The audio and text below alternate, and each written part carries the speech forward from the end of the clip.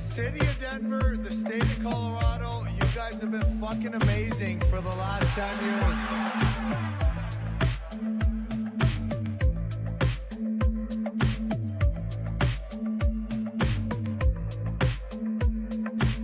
Let me start off with a Twitch feed this morning, and I got to get the whole name right. Mile High Hockey Lab.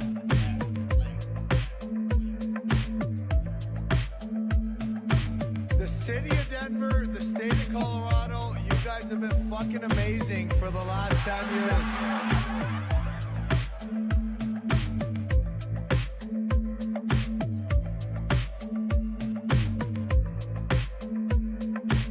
Let me start off with a Twitch feed this morning, and I got to get the whole name right. Mile High Hockey Lab.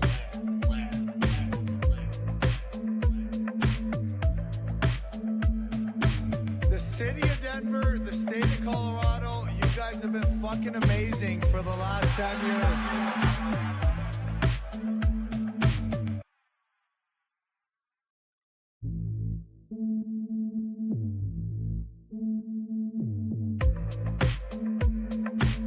Let me start off with a Twitch feed this morning, and I got to get the whole name right.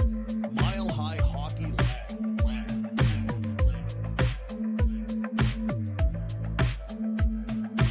The city of Denver, the state of Colorado, you guys have been fucking amazing for the last 10 years.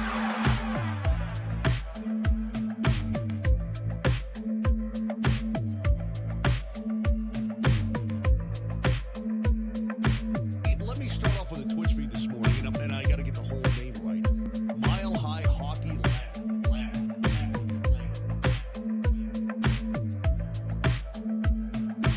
The city of Denver, the state of Colorado, you guys have been fucking amazing for the last 10 years.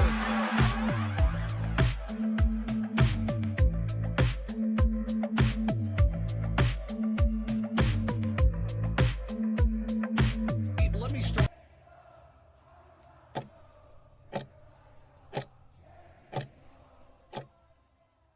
Live from Spectrum Community Services Studios in Colorado, USA. This is the Mile High Hockey Lab.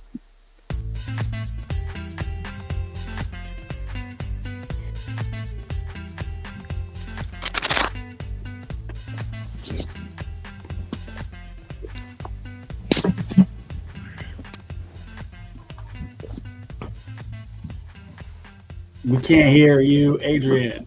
Can you hear me? I can hear you, Ezra. Can you hear Then me? let's get into it. Can you guys hear me? Yep. I can hear you. Bad start to the game I can hear here. you, Jackie. But you know what? It's a strange day for the Avs because we've got big news and it's an off day, and so it makes sense that our microphones would be reacting to the big news by getting confused. But the big news is Martin Necas signed a deal, $11.5 million, 8 years. It's exciting. Brennan, I'm gonna go to you first. How are you feeling? Tired. Okay. How are you feeling about the Martin Necas contract? Oh, well, you got to be more specific, dude. You're right. That's on me. Substitute host over here. I like it, and I'm given the market that it's appropriate, so it's better to get it done early than late. So if they had waited later, it's only going to go up. So God, I'm glad they got it done now. Yeah, I think we're past early. Well, you know what I mean. Okay, 10 games compared to game 80 or beyond is, yeah, you know what I mean. Yeah, this fall better than next summer. How about you, Jackie? How are you feeling about it? Well, it's a good thing. It's what they needed to do. I mean, the Avs caved. They said the magic number. But it's only going to help them moving forward. It's too bad they couldn't have done it over the summer when it would have been cheaper. And HS wasn't asking for 11.5 in the summer. But every day that went by, it was getting more expensive. So I'm glad that they just decided to get it over with. One interesting thing that I read from Pierre LeBrun was that the Logan Cooley extension was what gave them the final push to up their offer. Yeah, that makes sense. Cooley just signed for 10 million, coming off his ELC, which is I think the third highest post ELC contract of all time for a guy who's very good. Logan Cooley's very good, but probably more comparable to Martin Necas than the last guy who set that record, Connor McDavid. So it makes sense that would push a guy in his going into, I guess it wouldn't really be his second contract, but his, the contract that he signs in his prime would have to go up a little bit to get past a Logan Cooley. And yeah, obviously they're not direct comparables. Cooley's much earlier in his career hasn't put up the points Necas has, but I think once he crossed that 10 million threshold at his level of experience, I don't think the Avs could live in the 10 million universe anymore. Yeah, exactly. Necas wasn't going to accept the same deal as a kid. Yeah. He's a man now. Adrian, are you back with us? I think I'm back. You guys hear me now? I can hear you, absolutely. Yes. Yay, thank goodness. I do have one more question for Jackie before you take over. Okay. No, yeah, go ahead. Jackie, you mentioned that Necas wasn't going to take, or wasn't asking for 11.5 in the summer. Do we have reporting on a number he was looking for over the summer? Not public, but I heard 11. I heard 11 for multiple was his that ask. I heard 10 to 11 over the summer, but that was multiple sources. And that the Avs weren't even at 10. Yeah. I'm sure they were still living in the let's get them under 10. I'm sure they were living in like the we can get them at 8, which is no. Yeah, I don't think they were. To be fair, I don't think they were that low. But I'm sure they were. That's if they offered him $8 million and he's making this year 6.5. I think that would be pretty sad. But I don't think you would have been happy to sign here if that was the case. But Adrian, I'll let you take over. Our fearless host, Adrian Hernandez. Well, you crushed it. I mean, you are always the next in line for the host duties. If not, you're the guy playing backup goalie who everyone in the room knows should start. But no. Everyone loves the backup goalie, right? Yeah, exactly. Especially when he wins. Yeah. It's like found money, right? Has an easy time stepping in once, and then when you have to do it all the time, it's so flustered. So go for it. Well, no, it's just like my scatterbrained inability to be prepared apparently is as a result of being completely taken off guard by this deal. I know that we've talked about the Logan Cooley kind of domino falling and that, reportedly leading to this getting streamlined. I'm kind of shaking my head at that. I understand the comparable, maybe talent tier wise, but as you guys mentioned, like the age, the stage inside of the career, as well as kind of what's expected from Martin Necas and the Colorado Avalanche now, I think those are like starkly different. So it is slightly surprising to me that that's reportedly the tipping point. I'll say this though, I've been pining the last, month and a half as we've kind of wound this podcast back up. Like, you have to pay for talent, and people got upset with me over the summer when I said, look, you're probably going to pay pretty close to what Dallas is paying Mikko Rantanen for Martin Necas now. It's just the way things have changed. And here we are. It's really $1 million. I think $1,250,000 plus. I know, Brandon, don't start on the taxes. I know how that factors, but the point being is Jackie's right. He's got to pay taxes here and there, and no, it's just it's 8% here just in I just remember in Colorado. Even over the summer, 10 was considered like whew crazy, yeah. And I know that laughed at with 10.88, yeah, and that's real close. And I know that everyone needs to kind of recalibrate what they think of as like quote unquote a $10 million player or whatever. It's kind of the new reality, but like, and I said sorry, go ahead, Jack. I think even back then, most people wanted him to stay, but even approaching 10 was like maybe not for that. Mm-hmm. Yeah. And then he came out of the gates flying, and you're like, oh, wait a minute. This has the potential to not only work, but actually maybe work on a historically competitive level to what we've seen from the days of the big three line, which was Mikko, Landeskog, and McKinnon. When that line was like really going, that's kind of what the talk of this Avalanche team was like that might be one of the best lines in hockey in like the last 5 years. I think when the dust settles on this team's first line, as long as, knock on wood, health remains steady, they could get into that territory statistically and in terms of like quantifiable success. So I think in big picture, sure, I'm of the opinion that they should have had this adjustment realization in terms of the market earlier when Mikko was still around. But now you got a guy who could rise to that same level at a cheaper price point, and you've had cap savings for the last year and a half that you wouldn't otherwise have been afforded. So I do think that there are positives to how this situation has been handled. However, I will say this to me is 100% of an acknowledgement, as I mentioned earlier on our shows, of an out of touchness with the market, because now they are in touch. Paying what they paid for Martin Necas today makes sense. It wasn't an overpay. It wasn't an underpay. It's what he was worth considering inflation. And I think I'll give him the benefit of the doubt. A year ago, that didn't feel so real, but it does now. And I think that they're at least they got with it. Respectably, at least they caught up. Yes, respectably, they're correcting their course, it feels like. So that's kind of where I see it.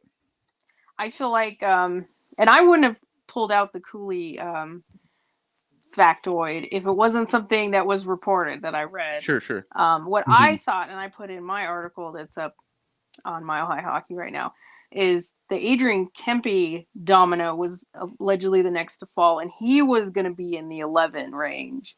And I think that could have nudged up Necas even more, because I think he slots ahead of Kempe.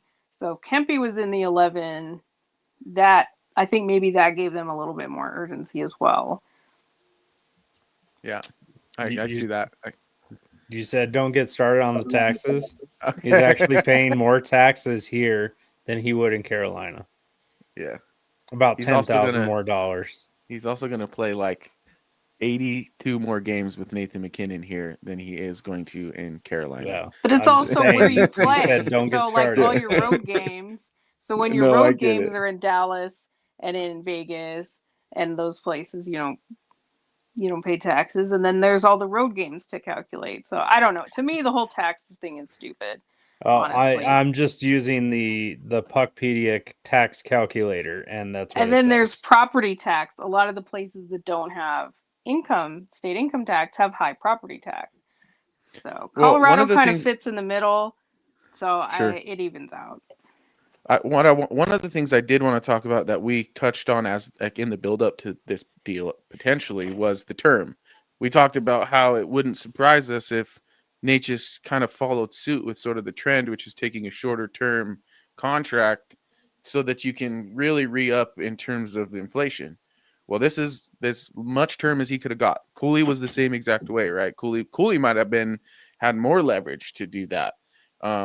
Maybe not. Who knows? It is funny that more proven, but all the guys. The point is, Connor and Kaprizov and everyone else, they're taking the long deals. Yep. I never thought Necas would take a short deal because he's been on short deals. I felt like for him in particular, it was important to have security, and he even mentioned that in his interview.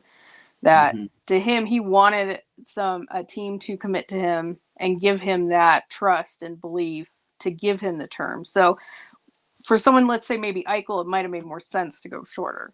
But for Necas, I never felt like 2, 3, 4, 5 years was on the table, just because that's not what he's looking for. If the Avs are very term adverse, I don't think it would have got done, because I think then he would have said, I'm going to get term as a UFA. So I never felt like that was an option for them. But down the road, could it be an option for somebody else, maybe? Yeah, and go ahead, Ezra. Well, I was just going to say, I mean, term for a top-end talent like Necas or Cooley or whoever else we're talking about today really is in the team's benefit. So I'm glad the Avs were not somebody thinking about, trying to stay low on term, because just with the inflation of the cap and everything, getting these players locked in for as long as possible inherently makes their contracts age better, assuming no injury, of course. But for Necas to go long term is wonderful. Cooley is a guy where I'm like, what are you doing. Actually, you should be 100% taking a bridge deal so you can maximize your Yeah, payout when you exactly. hit your prime when you hit UFA. But a lot of guys like to commit to a team, and that's something that's very cool about hockey. And you hope for that for your team for anytime you're trying to re-sign somebody. And So, it is tough to turn down $80 million. Like, Oh, you know, for at some sure. point you For got to sure. weigh bird in For the sure. hand. But And Wyatt Amat just got recalled for the road trip. Awesome. interesting. Interesting. Yeah, So so then that does that mean they're done with Soloviev, or It seems I don't that know. way. Seems He's like getting a little maybe there break. should be.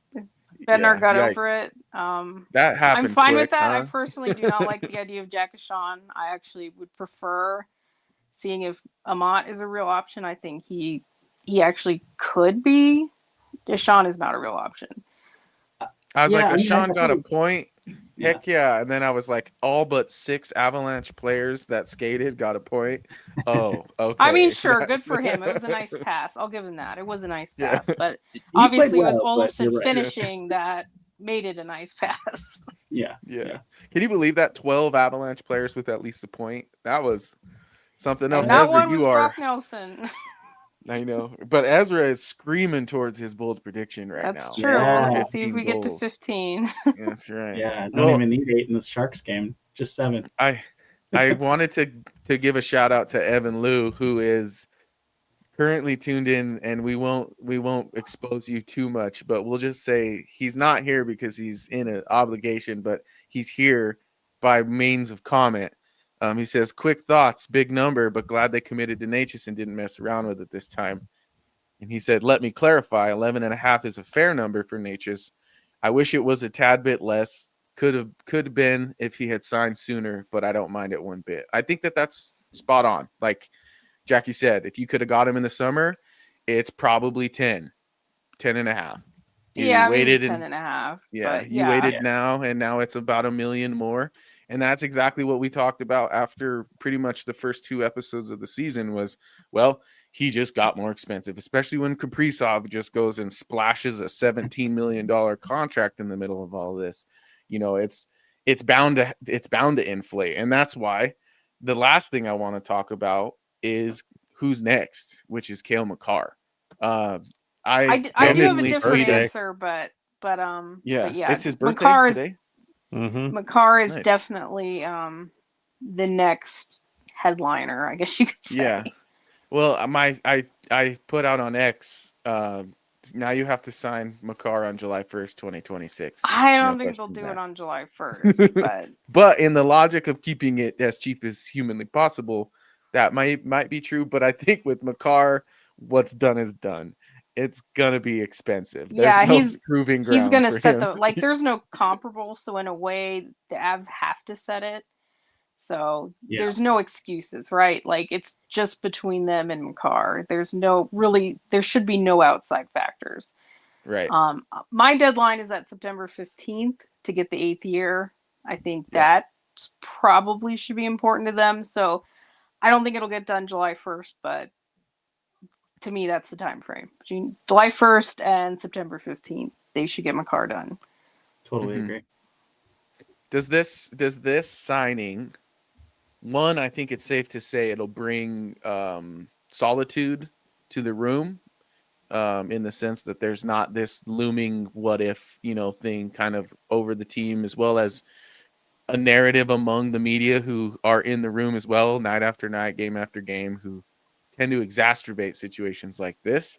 Now that that's not a factor, it's really all business for this Avalanche team. And when you look at their makeup, are we still thinking that they're missing a defender based on how that 760? Yeah, his name's Samuel Girard. No, along with Girard being back because someone gets hurt every time. But I don't really know how they're going to add one. I mean, I don't want to see another stupid rental. So either add a real one or don't. I'd like to see this team be more of a team rather than a million changes. So we'll see. We'll see about what really happens with Brindley and Bardakov. We'll see if they are good in general. Like, I know they're going to get some rental. That's going to happen. but not the million changes, not a top 4 rental, not a top 6 rental. Add a couple vets, whatever, you're always going to do that. But I want to see if they truly believe in this team, commit to the nucleus of this team. Yeah. Now my question is, though, who is in that nucleus? Because it needs to be bigger than rumblings- just 6 people. Like It does, but I get more specifically, is Ross Colton in that nucleus for you right I now? still feel like what I said the other day. I do think that he could go if they could get an upgrade. Now, Yeah. if they trade Colton, is that going to go against what I just said? No, I do think he's kind of on the fringe, but it would have to be like a good upgrade, not to move him just to move him, but to move him for somebody that could be maybe a better long-term fit. Maybe somebody that could bounce around that 2 to 3C. That'd be nice. Yeah. But I do want to say their real next contract will be Drury's contract next summer. I don't think anybody's thinking about that one. And he is an RFA, but he does have arbitration rights. And he's it could be playing an 3C interesting right now. one. Yeah, and that could be an interesting one, especially if he does continue to grow his role and increase his production. I mean, he's not going to be like $10 million, but, you know, it could still be an interesting contract coming down the pike. Yeah. Yeah. I think coming into this season, we're probably thinking, oh, Jack Drury, probably a 4th line player, probably maxes out around 2 million, but he's playing 3rd line. He's playing effectively on the 3rd line, not producing a lot of points. So maybe he's bumped himself up into the 3, almost 4 range. And once he starts hitting 4, then he really has to be putting up points. So yeah, that's a really interesting conversation. If that 3rd line with Landeskog on it starts producing, I think you have a good argument for him to make a little bit more. But if he does stay closer to 3 million, I think it's a no-brainer. You just sign the guy. Yeah. On Colton, I mean, he looked good on the 2nd line. I thought it's only one game, and it's one crazy game. He looks fine to me, really. I think he struggles, but I think if we're being honest about him, he's kind of a player similar to like Burakovsky in the hot and coldness of his game. Yeah. And when he's good, he is good. But if he really sticks on that 2nd line, at that point, I'm like, oh yeah, maybe there is a little bit more of a nucleus type feel to this guy, as it is right now with him, or as it is before this game, I guess, with him being a 3rd liner who seems kind of like he's frustrated being a 3rd liner. I was really thinking he's probably on the outs, but yeah, if he sticks on that 2nd line and really produces there, then I'd say try to keep him too. Yeah. Well, let's get back to the Necas contract, because I have questions for Brendan in terms of, and I know like some people are going to maybe turn this off as soon as I ask you this question, but it is a conversation I want to have. They turn it off whenever they hear my voice. Well, I want to ask this, and this is not meant to be like a gotcha or I told you so moment. It's more of like, let's really look at it and see if we can answer this question. Mikko Rantanen and Martin Necas not that far off in terms of AAV, but we haven't seen the results in terms of the playoffs yet for Martin Necas. Now, that's not to say they couldn't be realized this postseason. They absolutely could. Where are you at in terms of that comparable as it pertains to the price tag? Do you think that this $11.5 million is too much considering we haven't seen so much in the playoffs? He hasn't gotten past the first round. That's you got to give him a chance. Well, I mean, part didn't of he getting with past Carolina? part of getting past the first round, Brandon is performing. So Didn't he with Carolina get past the first round? I'd have to double check. No, but with the Avs, he hasn't gotten past the first round. Well, remember what I said a couple shows ago. Necas actually had the most points at 5-on-5 in the playoffs for the Avs. Sure. So he proved himself on that level, on that front. I don't think. I mean, I'll let Brennan answer. To me, I don't think it's a concern because I think it's a team problem, first of all. And then I think if you look, like I said, it's some of the micro analytics for what he's done in the playoffs. I don't think it's fair to label him as like a playoff non-performer or whatever. But no. But that's why Mikko fits into the conversation, because I'm not comparing him to a playoff non-performer.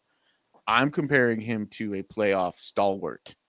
And that's kind of the question is this money, did Rantanen get shafted at 12, 12 and a half, wherever he is, 12.75? He's at Or 12. I mean, yeah, I think he's worth more, but yeah, I think the whole because Miko thing's a completely different conversation. I mean, at the end of the day, is Miko better than Necas? Yes.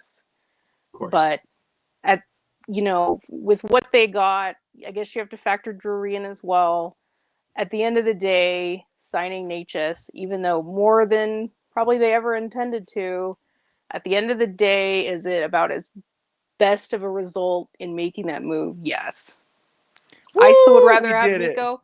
I would still rather have Miko. I still would rather have it have never happened. Breaking But news. I can say this is an acceptable result. We did it. Jackie is pleased, and that and I'm not gonna pretend like I've put this on a plate just to get you there, Jackie. But I'm happy that among the panel, you're the one who is telling me, no, look, this is fine because it's not just this one piece, because it wasn't a 1-for-1. And I think people have a tendency to view it that way, myself but included. Also, like I said, you're gonna have to pay Drury, so that's the next domino. Sure, but even in that, it's like you don't have the timing of paying. I mean, my day job is in finance, and cash is king. Cash flow is important in what we do. So it's not just about who you're paying and how much, but it's also about when. And the fact that they've staggered this cost as well as staggering the talent. Okay, fine, McFarland. Maybe you made up for it in the aggregate. Maybe that actually just happened. The thing is now I feel like there's even more pressure to turn this into a real cup team. And I think that there's maybe one or two pieces that are still not quite there, or they just haven't revealed themselves to us yet, and they are in the roster currently. So it's exciting times around here. It's so good that we're not going to be in the next calendar year and worrying about a contract. Like, that makes me very, very happy, pleased. Well, with it, Kale. Yeah, but I'm not worried. If they screw no. that up, I mean, I'm not worried. Not to say that if we're sitting there like August 29th and he's not signed yet, that we're not going to be like, I mean, come on. But yeah, I mean, it's Kale. Like they have no chance without Kale. So yeah, they're going to but sign I'm just saying, Landy went down to the last minute, like the last hour. So if Landy can go down to the last hour, but Kale McKinnon can go did down not. to the last hour too. No, I don't think so. McKinnon did not. If they don't treat Kale like McKinnon, there's a problem. Well, McCarty needs to have the carpet rolled out for him, because he would by literally anyone else. Evan, you need to be paying attention to your class, not pay attention to me. You're getting your cash is king lesson right now. Raise your hand and be like, Mr. Professor. Oh no, Mr. this whole Necas thing is a lesson in economics. Yeah, it's a lesson in inflation. It's a lesson in market value. Supply and demand, baby. We're finding equilibrium right now. At this moment, Evan is rolling his eyes at us. You have a real life example right here. Yes, right. So we are here today on this eve of Halloween, and Martin Necas is officially going to be a Colorado Avalanche this season and for 8 more years after. What age does that put him at by the end of this contract? Just curious. So he'll 34? be 34-ish, 35. I don't know off the top of my head when his birthday is, but January. Okay. So this is like probably his last contract, if not the one right before his 1 and 2 years. It's hard to say with all these guys. Like, how many of them are going to sign again? It's kind of on the edge. I think guys that have stayed healthy and maybe are going to play a little bit longer, maybe they'll sign again. Yeah, you never know who's going to Pavelski and just play till they're 40 on short deals. Just keep getting 2 and 3 year deals until they're 40. Yeah. I could see it. That's crazy, because the reason why I ask is let's see, Necas until what was the year? What year will that be? 2023. or 2035, 30. But then Jesus, again, 2032. it's not for this year; it's for next year. It Oh starts. yes, 2034. So I guess So- that's another year. So they have him through. 6 now, but it won't start till he's 27. So, because when they traded Miko, I was like, great, you just traded your core. You traded the end of your core. Well, now they have McKinnon and Necas through, at a minimum, 2030, 2031. I just think cap wages doesn't even continue into those years. And you have Nichushkin till 2030, 29, 2030. So that's your new core. And Parker Kelly, by the way, until 29. Yeah, definitely have to add him. Okay, my question for you guys And LSD. is then what do you think realistically is the window? If you believe the window is still open, what really is it? Like to you guys, how long do you truly think they have? If we can Nathan get McKinnon's in Brad Marchand, then it's way open. Oh boy, you just had. Isn't he already like 40? Yeah. I don't care. 37, by the way. No, close enough. I mean, real answer here. I think as long as, like, truly, I know this is simplistic, but as long as you have Nathan McKinnon and Cale Makar, you can fit pieces around them that are going to elevate them to or do enough to stay competitive. So for me, it's as long as Nathan McKinnon, because he's just a little bit older, but as long as Nathan McKinnon's still great, they have a shot. Well, according to Stackhick and McFarland, if you have McKinnon and Makar, your window is always open. Well, I mean, you guys know I don't agree with that, but we're not going there. I'm asking the question. So, have they already decided that the end of these years that stretch into the 30s, the 2030s? I mean, they already kind of mortgaged the future. So, are we already looking at all these? Oh, well, when he's 35 and when he's 34. Well, is that just kind of like, so funny I would rather. I mean, we already gave away stuff to get Necas. I would rather we sign him and keep him than give away more.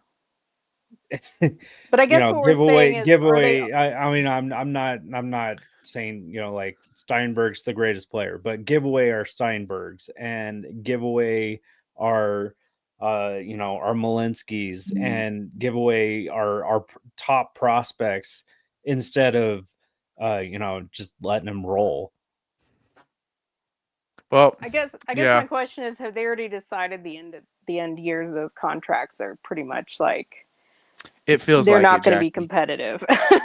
Well, they better draft someone. Well, they're not. Yeah, that's not going to be the answer. I don't know what the answer is going to be, but it's not going to be that. I think the window for me really is this 2030-31 for McKinnon, at least as we know it now. I'm not saying the window's like the same amount of open that entire time frame. I'd say right now and for the next like 2 years, the Avs are in another window based on having Cale where they have him currently. True. So this season and next season are big time with Makar at $9 million for the next 2 years. One could argue that's just like when they had McKinnon at the 6.5 or whatever he was in 2022. Like, he's going to be your best player, and he's going to be grossly underpaid in terms of market value.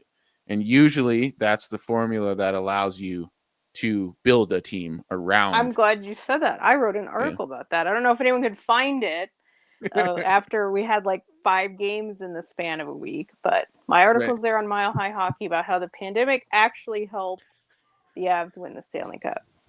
So if anyone wants to look for it and find it. The pandemic helped the Tampa Bay Lightning win back-to-back, so sure did. That's fair too. And I think interestingly enough, yeah, that's right. Oh, yeah, it's over here. Interestingly enough, we'll get another pause this season too with the Olympics. Now, some of the Avs' best players will be in it, which comes with an inherent risk and a lack of rest, but the other guys won't. So there'll be some time for guys who aren't healthy to get healthy in a way that they haven't in years past. Looking at Logan O'Connor, get that ugly thing off of the screen. Oh my. You're fired. It's official. And this is Brennan's last episode on the Mile High whatever. Hockey Lab. Let's see. Evan says the window is open with McKinnon, Makar, and Necas around them. Whether or not they're truly competitive for a cup is another question. Evan, did you just get like extra homework or something? Why did that come off so pissy? I mean, to Holy me, moly. if you're not competitive for a cup, it's not a window. I mean, that's Yeah, my exactly. definition. He's laughing Yeah, I right agree now, with getting that. in trouble. No, he's Yeah. sitting in I just think, class like- and he's got us in his earbuds and listening, trying to also pay attention to his presentations too. So he's probably angry about the fact that he has to listen to presentations while listening to our ugly voices. Well, we appreciate his participation anyway. We do indeed. We do indeed. Yeah, I like that question, Jackie. Ezra, where are you at? Where are you at on the window? Well, I mean, I think you brought up 2030, and at that point, Nathan McKinnon's 35, and I think at that point he starts fading, right? Like that's only natural. He'll still be a good player as long as he's in the league, I imagine. But as far as peak McKinnon, that's only got a couple years left, and as long as McKinnon is still elite, as long as McKinnon is still like truly elite, not like Sidney Crosby, where we're like that guy's elite, but actually he's like probably the 15th player in the league, 15th best player in the league. As long as McKinnon is still like top 5, into the top 10, but like top 5, that's the window to me, because you've got him and Makar, who will still be elite at that point because he's a little bit younger. So it feels like it's the next 5 years. It will be interesting to see how McKinnon ages, because I know we've talked about this before, but his game hinges so much on athletic performance, explosiveness, his speed and everything. But he's also on kind of like that Tom Brady track of like maximizing every single possible method and the nutrition, everything, sports science. So he treats his it'll body be like a interesting straight up engine. Yeah, to see where the answer on that falls. Yeah. Barring an injury that requires like true rehab, it feels like his body's the way he treats his body makes it the kind of thing you can count on for a long time. But it's true. He has avoided, because I think a few years ago he used to get kind of knee injuries, not major, but like sprained MCLs and such.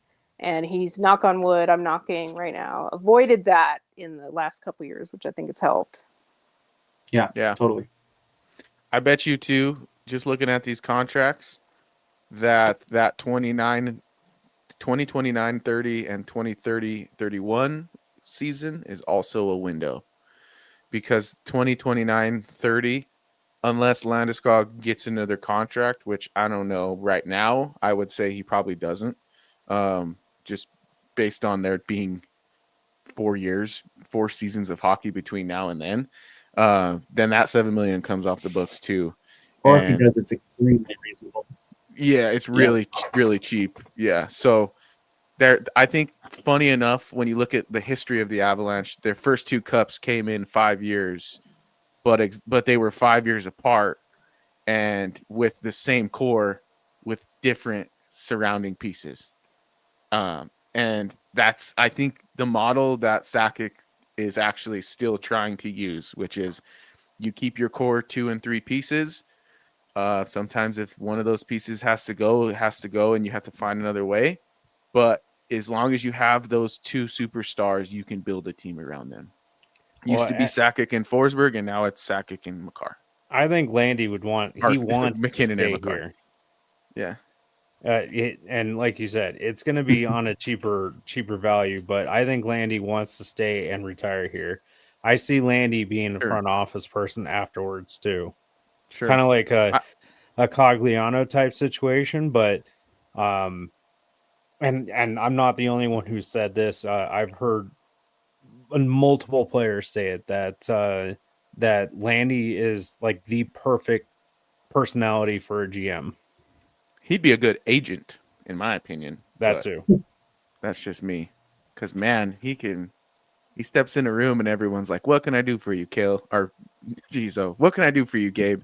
You are such a kind human being. I'm just like all over the place right now, just calling people by their not names. But Anno says at Scott Wilson, isn't Val big pals with Blackwood? Hopefully he can keep Val around town and skating during the break. That's the other thing we're not talking about is like you have Val Nichushkin in that mix of the core as well. And Mhm. he has the potential to be just as elite. And he's at an even cheaper price point. So we I are guess that like also right now. makes me Mhm. think of like Lehkonen and Gerard. If we're kind of looking at the next wave, like they would need to be extended. I think they have two, Yeah, each two. have Two. 2 more years Yeah. after this year, right? Yeah. So this Yeah. year plus 2. So that's going to also, no. I think, determine how much they can keep this group together. You probably need to find a way to keep Lehkonen and Gerard. It's this year and one Yeah. more. Okay, this year Yeah. and one more. I think they're both the same, right? So Yeah. this year, one more for And both of Kale them. as well. And Colton. Okay, Kale so Colton. that's going to be a big, probably like the next big hurdle Yeah. is can That's you? why I say 2 years, because Yeah, that's when you're going I to think have you're to right really about start making the team. the competitive advantage of having Kale at 9 million. I agree with that. Yeah, Yeah, that's for going to sure. be big time. Well, unless you guys have anything else you want to touch on, I think we can wrap it up here. We just wanted to get in touch with you fine folks, you beautiful people who follow us here on the Mile High Hockey Lab. This is a bonus lab where we are discussing the Martin Necas contract, 8 years by $11.5 million.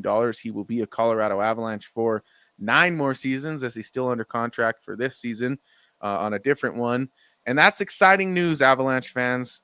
We were a little jaded this time of year last year, and now we get to go to sleep at night and wake up excited just to watch hockey players play hockey rather than talk about contracts and numbers. It's hockey, baby. That's it. Good time for them to go to Vegas tonight. Yeah, You know who's team picking dinner. up the Yeah. Team dinner is going to be excellent. I think they're Yes. going. They better go to Nobu or something crazy. Is all I'm saying. And Landeskog better get 98 million shots of something. I don't know, but that's awesome. I didn't even think of that. What great timing. Don't go betting though. Let's stay off the floor, Martin. That's true. It's All gonna be a right. minute till you get As that long money. as he doesn't bet on the NHL, right? Yeah, exactly. Well, we're just yeah. talking about cards. We're not talking about. Yeah. Sure, Don't they go could play playing a little. high stakes blackjack, brother. You're still cashing in on that other contracts. Yeah. Until next year. And if any NBA coaches try to get you to go to a poker game, say no. No. Hard pass, or look for a guy wearing a really inconspicuous outfit and just go up to him and say you'll wear a wire, because I'm pretty sure someone's watching all these guys now.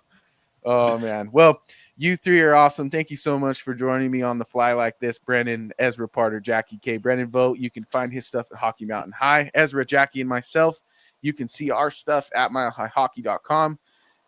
You can also see Evan Liu, who's joined us from the comments today, who says, Brennan, you absolutely nailed it, when Brennan described Evan's really tough time listening to both this podcast and the lecture he's at right now. But Evan, we appreciate you, my friend. And to all you Avalanche fans currently tuned in, there's about 404 of you tuned in live. Thank you so much for tuning into the program. We will be back on the airways likely next Tuesday for the 118th edition of the Mile High Hockey Lab.